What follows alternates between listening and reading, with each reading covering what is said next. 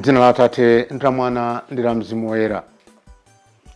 Tikulandireni nonse pano patiyankhule na Ambuye lero pa 25 April 2024, lachinayi la Mulungu wachinayi wa Pasaka.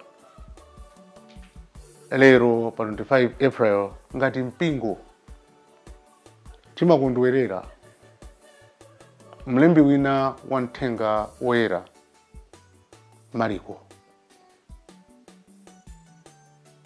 Lero pamene tikupanga chaka cha Mariko Woyera, tiphunzire kufalitsa Uthenga Wabwino. Tiphunzire kukhala anthu odalira Mulungu muzonse. Mawu athu a tsiku la lero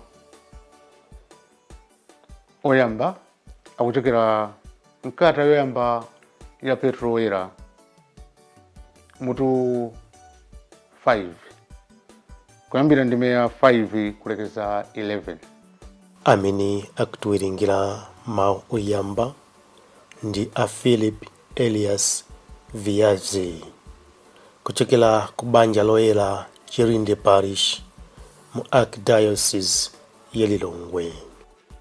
Ndipo Uthenga wathu woyera lero lino kuchokera pa monga adalembera Mariko Woyera mutu 16 ndime ya 15 kulekeza 20. Amene akutiwerengera mawu a Uthenga Wabwino komanso kutigawira mawu ndi Reverend Father Maxwell Kubalasa kuchokera ku Christ the King na Mbuma Parish mu Archdiocese ya Lilongwe. Mawu oyamba. Mawu ankalata yoyamba ya Petro. Inunso anyamata mudzimvera akulu, ndipo nonsenu khalani okonzeka kutumikira modzichepetsa.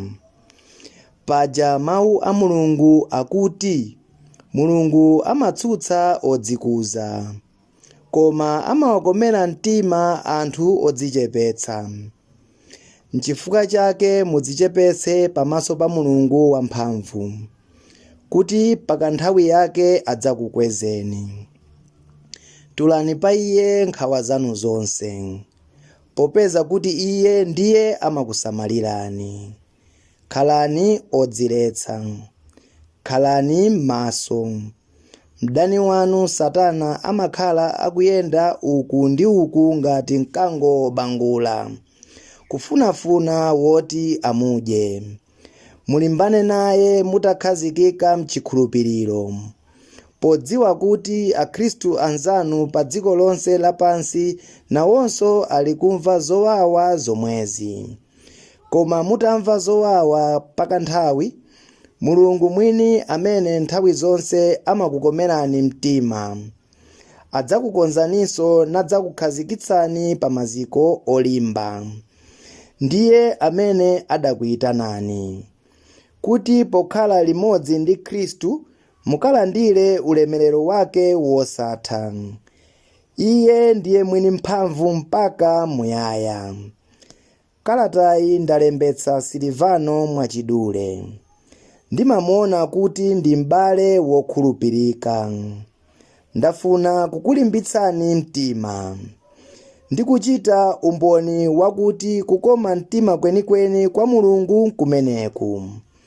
Chifukwa cha kukoma mtimako, limbikani.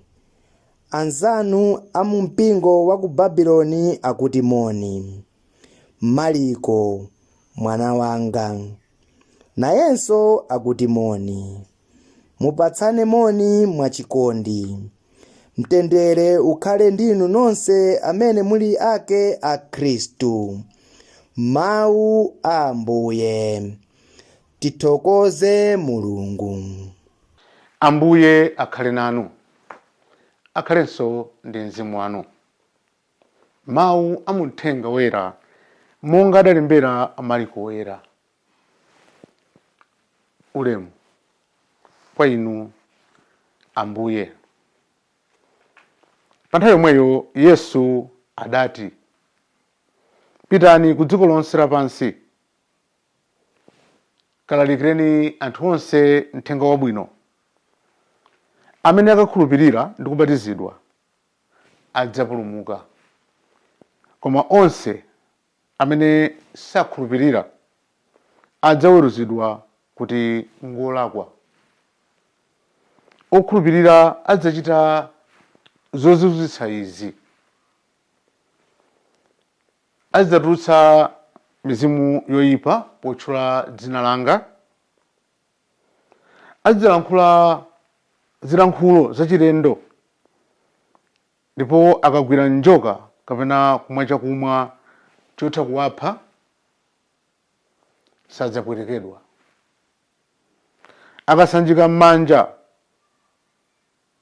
pa anthu odwala, anthuwo azidzachira. Ambuye Yesu atalankhula nawo, adatengedwa kupita kumwamba, nakakhala kudzanja lamanja la Mulungu. Tsono ophunzira aja adanka nalalika ponseponse. Ambuye ankagwira nawo ntchito pamodzi, ndipo ankatsimikiza mawu awo ndi zozizwitsa zimene ankachita. Mthenga wa Ambuye. Ulemu kwa inu Ambuye Yesu Khristu. Abale okondeka, lero tupanga chaka cha mlembi wa mthenga woyera Marko, amene anali ndi dzina la Chiroma Marcus, komanso ndi dzina la Chihebrew Jonas, fake amatchedwa John Mark. Iyeyu timampeza m'buku la ntchito za atumwi. Timamva poyamba ntchito za atumwi mutu 12 ndi 12 kuti mayi yake anali Mariya ndipo amakhala ku Yerusalemu. Komano mbiri imanena kuti anthuwo kumene adachokera mkuno ku Africa. Mayi yake ndiye adachokera ku Libya ndikupita ndikapanga seto ku Yerusalemu. Timamvanso malembero momwemo Akolose mutu wa 4 ndi 10. Timamva kunena kuti anali cousin wake wa Barnabas. Ndipo timadziwa kunena kuti adakumanapo ndi Paulo ndipo adayenderapo ulendo woyamba wopita kulalika mauthenga osiyana, uthenga wabwino malo osiyanasiyana, adayenderapo limodzi. Koma kenaka pamene Paulo ankafuna kupita ku dera limene lero lino limatchedwa Turkey, Marko adakana kupita nawo. Pachifukwa ichichi ulendo wachitatu umene amafuna kuti Marko ayende nawo, Paulo adakana kuti ayi, amene asiyende nafe. Khala ngati kuti Paulo adasunga china chake mu mtima cha Marko kuti anakana ulendo ujawu singayende nayenso. Koma chosangalatsa nchonena kuti tikamawerenga kalata yachiwiri kwa Timoteyo mutu 4 ndime 11, Paulo woyera akunyadira kuti ali ndi John Mark, chifanira kuti ni munthu wofunikira kwambiri kwa iyeyo, ndikuti kusiyana kuja kudachokapo pakati pawo. Izinso zikutiuza kuti pokhala moyo wa Khristu tingathe kusiyana pena ndi pena maganizidwe, koma chotiyanjanitsa chikhale cholinga cha Mulungu. Poti tonsefe mu mpingo timakhala tutsata cholinga cha Mulungu. Marko sadali ophunzira wa Ambuye Yesu. Marko adamva mthenga woyera kuchokeranso kwa apostoli, ndipo iyeyo adadzipereka kuyenda nawo malendo osiyanasiyana kufalitsa uthenga wabwino. Komanso kuonjezera yapo sadangosiya pokhapo kwa anthu a nthawi yake, adalemba uthenga wabwino, adalemba uthenga woyera ncholinga chonena kuti inuyo ndine lino tikamawerenga tidziwenso Yesu Khristu, tidziwe Mulungu, ndipo tidziwe kufuna kwake mmoyo mwathu. Adachita mbali yake kulalika Uthenga Wabwino pogwiritsa ntchito luso lake lotola nkhani komanso ndi kuzikhazika bwinobwino mwa ndondomeko kuti ena atsatire bwinobwino. Mariko uthenga wake adalemba mwachidule. Mwachitsanzo, Yesu adasambitsa mapazi ophunzira ake. Mukawerenga Mariko mukapeza kuti adalemba mwachidule zedi. Ambuye Yesu adayesedwa ndi Satana kuona Mariko adalemba mwachidule zedi. Komano ngakhale amalemba mwachidule, fundo imene amafuna kunena timayidziwa bwinobwino ndipo timadziwa zazikulu za Mulungu, zazikulu za Ambuye Yesu kuchokera mu zolemba zake. Mawu amene tawamva lero kuchokera mawu oyamba kalata yoyamba ya Petro Woyera mutu 5 ndime 5 kulekeza 11 ndi mawu amene amulekanga mtima kudzera mapemphero a tsiku ndi tsiku timapeza mzowerenga za mapemphero amadzulo akuti Satana akuzungulira ufunafuna kuti amudye. Ndinena kuti mawuwa amandikhudza chifukwa kuti amafotokoza chilungamo chake cha moyo wathu wapansi pano. Mulungu anatitana Yosefe ndipo Mulungu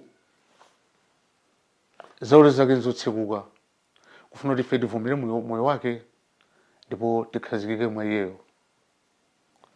Koma Satana ali pakalikiliki kufunafuna kukoka anthu kuti achoke kwa Mulungu apite kwa iyeyo ndipo kuti pamodzi naye awonongeke naye. Ndiye Petro Woyera akuchenjeza anthu kunena kuti akhale tcheru, akhale maso chifukwa Satana akuwasakasaka, akhale odzichepetsa, akhale odziretsa.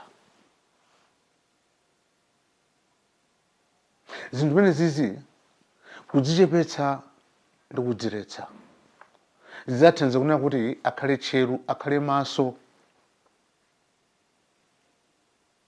kukana zinyengo zimene zimabwera ndi demoni.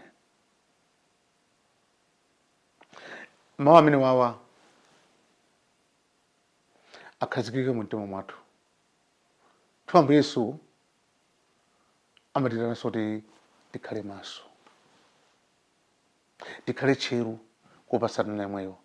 Adawuza ophunzira ake atatu, Yohane, Petro ndi Yakobe, adapita nawo mu Getsemani. Katatu konse adawapeza akugona m'malo mopemphera. Adawuza kuti, kodi Petro mugonabe? Dzukani, khalani tcheru, pempherani kuopa kuti munganyengedwe. Kukhala tcheru chinthu chofunika kwambiri kwa ife Akhristu.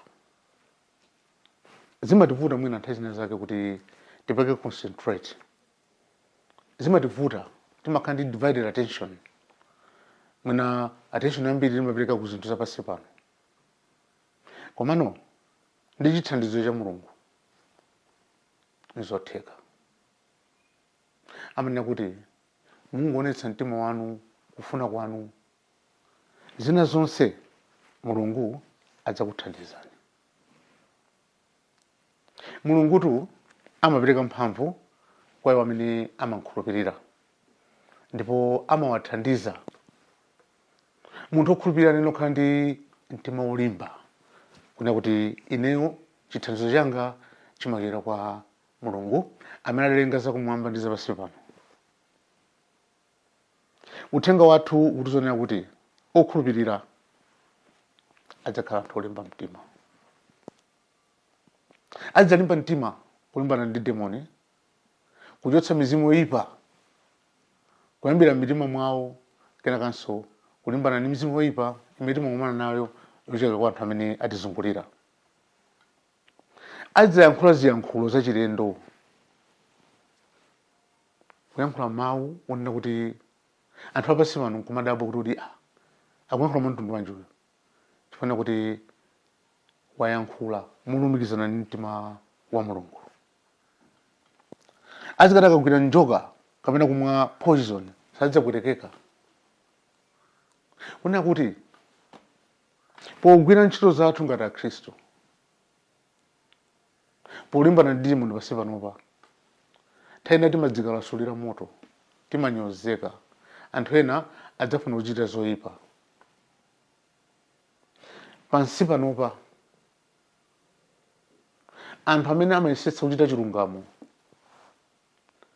amapezeka mbiri olimbana nawo, sawafunira zabwino, amafuna kuti athane nawo. Tisachite mantha kugwira njoka ndi kumwa poison. Apatonso ndionena kuti mukagwire mamba kwina kwake ikuyenda panjira, sunati mukatenge tamiki kumwa. Kunena kuti mavuto osiyanasiyana, migwingwiro imene timakumana nayo chifukwa cha moyo wathu wachikhristu, amene ndi poison, zimenezo ni njoka zimene timakumana nazo. Tisachite mantha kuzigwira, chifukwa kuti Mulungu ali nafe, ndiwo Mulungu adzatithandiza. Lero pamene tikondwerera Maliko Oyera, tikumbukire kuti uthenga wabwino timawulalikanso kwambiri moyo wathu, zimene tikuchita in our own witness. Ndimene anthu amaphunzira kwambiri, ndimene timatembenuza anthu mitima yawo. Timpemphe Mulungu kuti tsiku la lero atidzaze ndi zaulere kuti tilikhale mokomera Iye. Amen.